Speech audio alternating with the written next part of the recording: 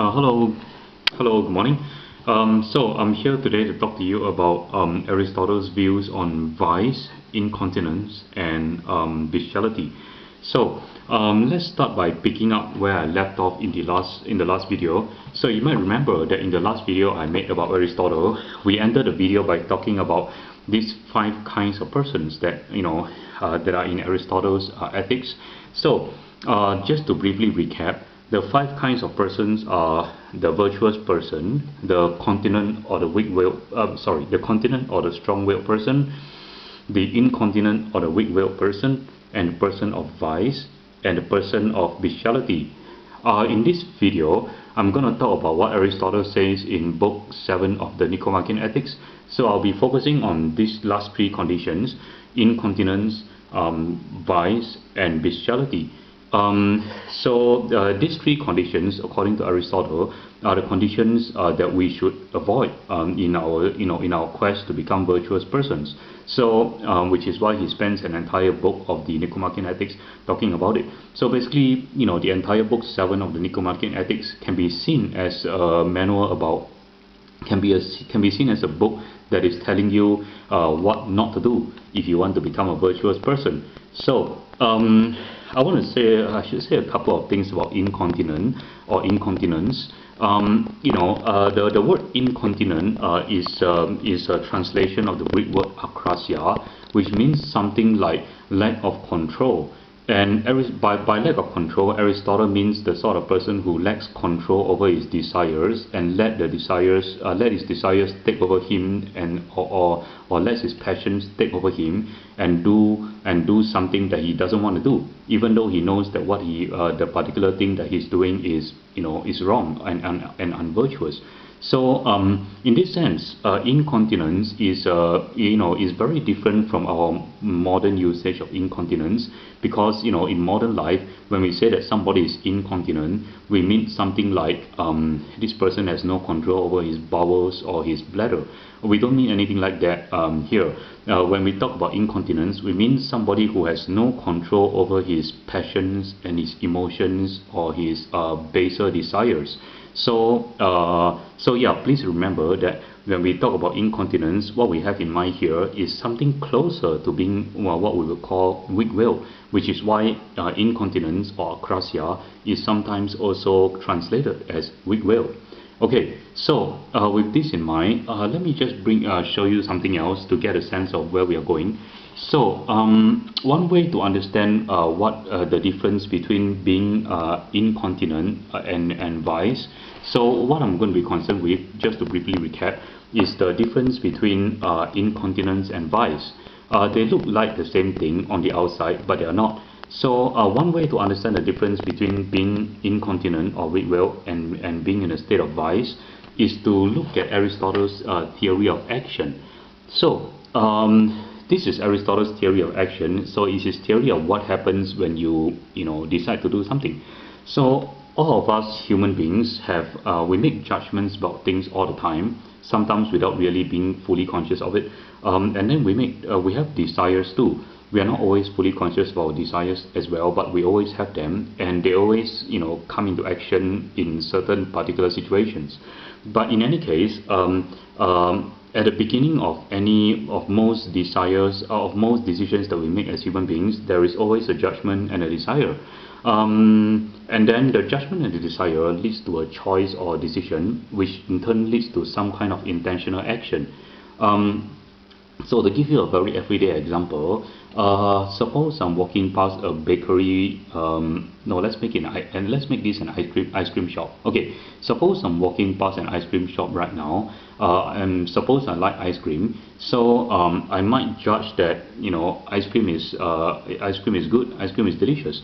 And then I also have a desire for ice cream. The desire is something a lot more visceral in nature. So it's something like I'm probably this gut feeling that ice cream is yummy or something like that, and that's the desire. So the judgment and the desire may or may not cause me to make a choice about the ice cream shop. So based on the other situations, I may or may not decide to go into the ice cream shop. But suppose I do decide to go into the ice cream shop. So if I do decide to go into the ice cream shop, my choice or decision to go into the ice cream shop would be a product of my judgment and my desire, which together causes me to form the choice or the decision to go into the ice cream shop. And then once I go into the ice cream shop, I would take an intentional action of buying, getting some ice cream based on everything, based on the choice and the judgment and the desire that came before that. So in normal people, the default setting is that the judgment and the desire will lead naturally, will work together to lead to a choice which is in line with the judgment and the desire, and which leads to an intentional action. And the goal for Aristotle is to become the kind of virtuous person whose judgments are always in line with virtue. So if your judgments are always in line with virtue, then you will be able to make the right judgment about whether to go into an ice cream shop or not. So if you are a relatively healthy person who doesn't have any health constraints or health issues, you might judge that it is okay to go into the ice cream shop to get some ice cream. However, if you have some health issues, like for example, if you have, if you are diabetic, or if you have some kind of health issues, you might judge that it is not such a wise thing. It is not such a virtuous thing to go into the ice cream shop to get some ice cream, because it will probably mess up your blood sugar. So anyway, for Aristotle, the goal is to get our judgments to be in line with what is the virtuous thing to do, and then to act according to this, to make choices and take actions that are in accordance with this judgment. So this should be the correct, default setting for those of us who do not suffer from vice or from weakness of will. However, in people who suffer from vice or from weakness of will, there is, this whole link, this whole chain of action is kind of messed up. So let me start with the people of vice. So in the person of vice, the person of vice is somebody who decides and believes that the unvirtuous or the excessive thing is the virtuous thing to do. So for example, a person of vice might believe that eating a lot of sugar is good for him, and maybe because of bad health education or bad dietary habits, he really sincerely believes that it is the right thing for him to do, even though he might be in very bad health.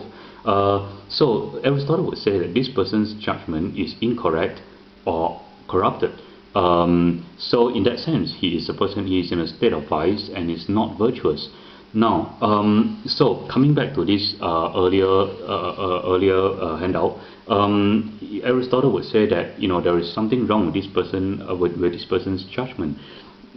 This person's judgment in judging that excessive sugar is good for him, his judgment is actually against virtue. It is not in accordance with virtue. So because his judgment is not in accordance with virtue, he will accordingly tend to make choices and take actions that are not in accordance with virtue. So because of this, this person's judgment and resulting action is corrupted by vice.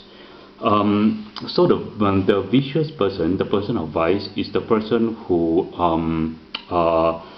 does the wrong thing or does the unvirtuous thing while believing that the unvirtuous thing is the virtuous thing to do. So in this sense, the unvirtuous person, the vicious person, is somebody who is corrupted, whose judgment is corrupted. However, things are different with the person who is incontinent. So have a look at this. So the incontinent person, he is different from the person of vice, because unlike the person of vice, he actually does not believe that the unvirtuous or excessive thing is the virtuous thing to do, but does the virtuous thing anyway because of weakness or because of excessive desire. So again, coming back to this to this handout, the incontinent person actually judges correctly in accordance with virtue. He knows that excessive sugar is bad for him, but maybe because he has a desire that's really strong, and he is unable to resist this desire. His desire for sugar overrides his better judgment, and he ends up making choices that are against his better judgment, against his virtuous judgment. And so because of this, he ends up doing things that are unvirtuous, even though his judgment is actually correct and virtuous.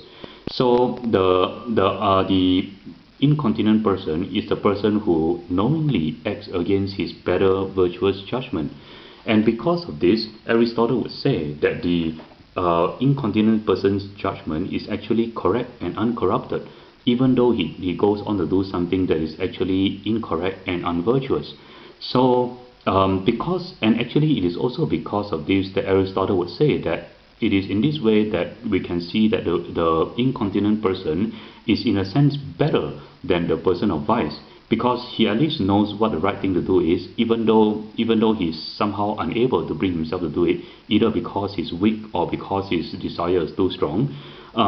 So it is also because of this that Aristotle would say that such a person is not bad without qualification, because unlike the vicious person, unlike the person of vice, whose very basic judgment has been corrupted, this person at least has the correct judgment, but he just couldn't bring forth the willpower or whatever it takes to do the right thing. So it is in this sense that this person, the incontinent person, is not totally bad. He is not bad without qualification, as Aristotle would say. Okay, so let me just stop here for now. There's a lot of other things to talk about when it comes to incontinence and vice. In fact, there's a whole bunch of a lot of Aristotle's scholarship has been devoted to this issue. And many modern philosophers, many contemporary philosophers are also interested in this issue of incontinence or weakness of will on its own, independently of Aristotle. So please take some time to read Book 7 of the Nicomachean Ethics, which I posted on Moodle. I understand that it's not the easiest thing to read, but do take the time to read it, and you may have to struggle a bit on your own. But I think if you read that, and with the benefit of what I've said to you so far in this video, you will be able to gain a lot out of it. If you have questions about anything, the reading or what I said in this video, please get in touch with me. Thank you. Bye bye.